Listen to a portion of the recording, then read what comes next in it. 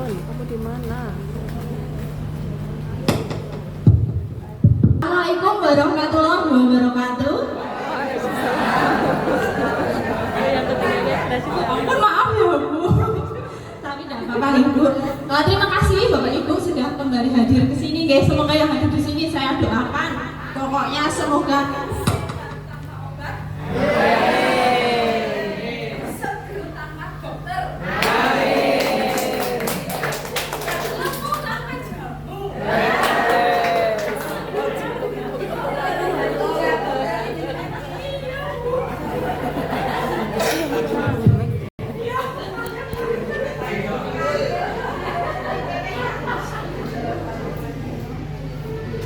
baiknya sampai ikut kaget ya Bu.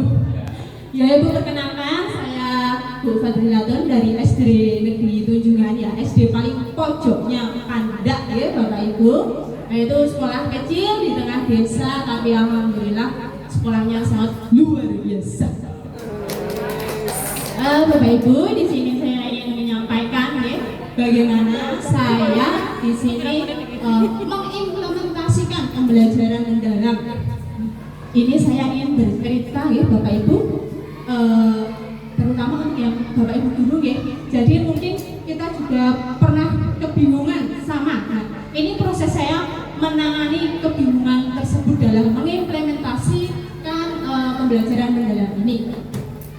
Bapak Ibu, di sini saya mengambil masalah itu untuk mata pelajaran KKA ya.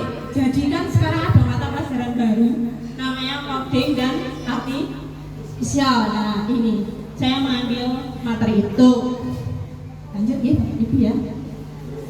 Nah, untuk pemaparan ini saya menggunakan siklus inquiry kolaboratif, yaitu pertama identifikasi, kedua perencanaan, ketiga pelaksanaan, dan hasil serta refleksi. Lanjut ya Bapak Ibu ya. Bapak Ibu, ini itu adalah identifikasi ataupun masalah yang saya hadapi ya. Jadi Bapak Ibu pasti sudah tahu bahwa skor PISA kita itu katanya rendah ya. Sama di SD Tunjungan juga sama Bapak Ibu. Dari 13 siswa itu yang 7 itu kalau saya beri penjelasan itu oh gitu ya, sama Bapak Ibu. Nah, keadaan ini yang membuat saya ingin mengimplementasikan dalam pembelajaran KKA ini. Ternyata Bapak Ibu, dalam pelajaran KKA itu materi pertamanya itu materinya adalah berpikir komputasional. Nah, berpikir komputasional itu adalah materi mendasar untuk literasi. Ternyata kalau anak itu bisa berpikir komputasional dengan baik, literasinya juga baik gitu. Nah, itu satu masalah saya ingin menyampaikan materi berpikir komputasional. Yang kedua, saya juga ada masalah. Saya kan sudah mengikuti program ini ya, pembelajaran mendalam. Jadi saya sudah tahu bahwa dengan menerapkan ini akan meningkatkan hasil belajar siswa. Jadi ceritanya Bapak Ibu, saya itu ingin menikahkan antara si KKA ini dengan pembelajaran mendalam. Ya, saya ada KKA yang sini ketemu si pembelajaran mendalam. Tapi gimana caranya? Saya butuh Pak Penghulu untuk menikahkan itu. Lah, Pak Penghulunya ini adalah si modelnya yang ingin saya terapkan. Saya mengambil model, saya utak-utak, akhirnya coba yang namanya model PBL. Ini solusinya ya Bapak Ibu. Solusi yang saya dapat dari kelemahan awal tadi. Ini perencanaan. Setelah itu saya rencanakan, oh iya, saya sudah mengikuti pembelajaran mendalam. Yang pertama dalam tujuan itu Bapak Ibu, dalam merumuskan perencanaan itu adalah dengan menggunakan KKO atau kata kerja kooperatif dengan 3 tujuan. Yang pertama itu adalah menjelaskan Bapak Ibu merah ya, itu sesuai dengan prinsip sesuai dengan pengalaman belajar, memahami, kemudian yang mengaplikasi menggunakan yang menganalisis itu, dan yang terakhir itu memecahkan masalah. Jadi semua pengalaman belajar ini sudah masuk di situ. Selanjutnya jangan lupa Bapak Ibu, dalam pembelajaran mendalam itu harus ada yang namanya dimensi profil lulusan.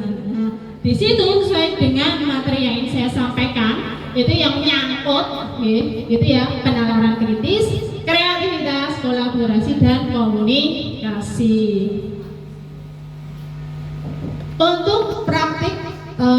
logisnya saya juga berpikir kira-kira nanti mau apa ya gitu. Akhirnya saya memakai modelnya PBL ya Bapak Ibu, PBL yang sintaknya sudah jelas dan mudah dipahami. Kita menggunakan diskusi dan nah ini Bapak Ibu ada yang namanya unplugged atau aktivitas tanpa komputer. Jadi di KKA itu ada yang pakai komputer dan ada yang tidak. Karena ini adalah berpikir komputasional, maka saya menggunakan yang unplugged. Kemudian asesmennya di awal, di proses dan di akhir. Kemudian jangan lupa ada kemitraan. Kemitraan di sini saya bermitra dengan Bapak penjaga sekolah dan Ibu kantin. Ini perencanaannya Bapak Ibu. Akses bersama rekan sejawat. Kemudian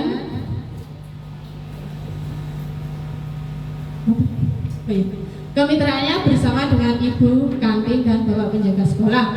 Ini pelaksanaan. Nah tadi ya Bapak Ibu dalam PBL itu ada banyak sintaks. Kan tadi saya mengawinkan mereka jadi satu gitu kan.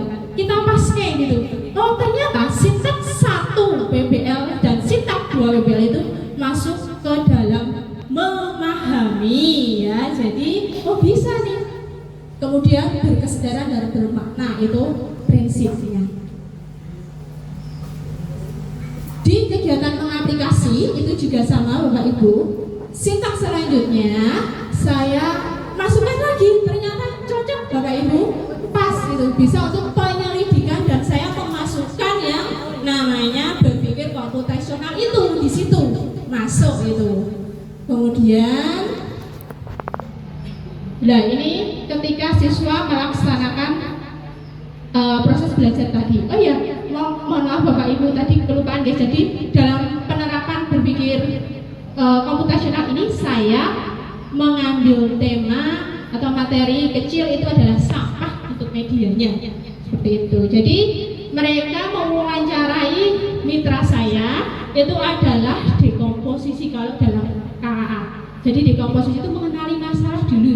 Kemudian ada abstraksi. Abstraksi itu mengumpulkan sampah-sampah.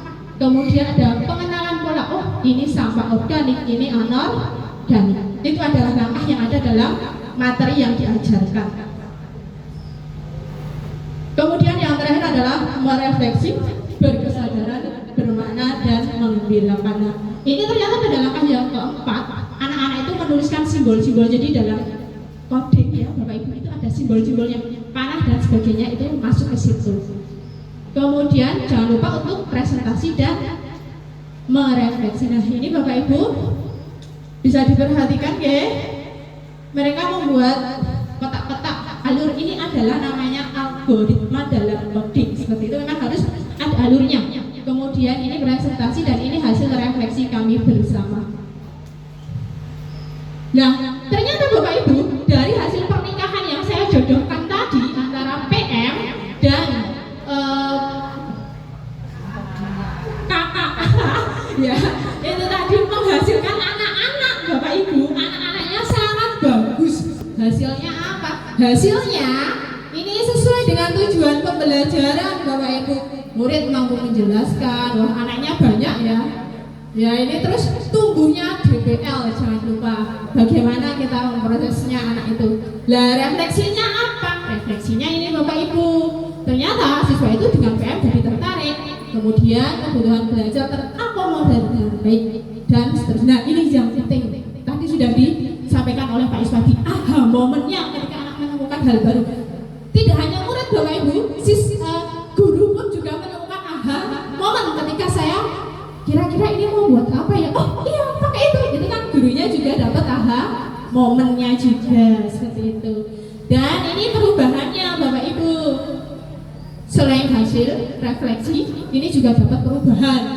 Ya, yang awalnya nggak kurang minat belajar jadi minat belajar. Dan jangan lupa karena tadi kan berpikir kontekstual ini merancang siswa untuk mempunyai literasi yang tinggi ya. Jadi di sini ketika mereka menggunakan atau mengerjakan soal HOTS ya Bapak Ibu, itu ternyata lebih cepat mengerjakannya karena sudah mudah memahami. Itu tadi dari apa ya? Dari berpikir komputasional yang kita kawinkan tadi antara PM dan berpikir komputasional ya. Terima kasih. Yang ini hasilnya Bapak Ibu terakhir ya.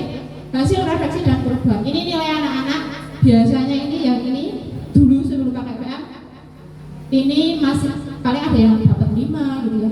Ini sudah mengalami peningkatan yang signifikan. Ini yang DPL-nya, prosesnya, ini tes diagnostiknya, ini visual audio ya, ini kemudian tes formatif. Hasilnya seperti itu Bapak Ibu.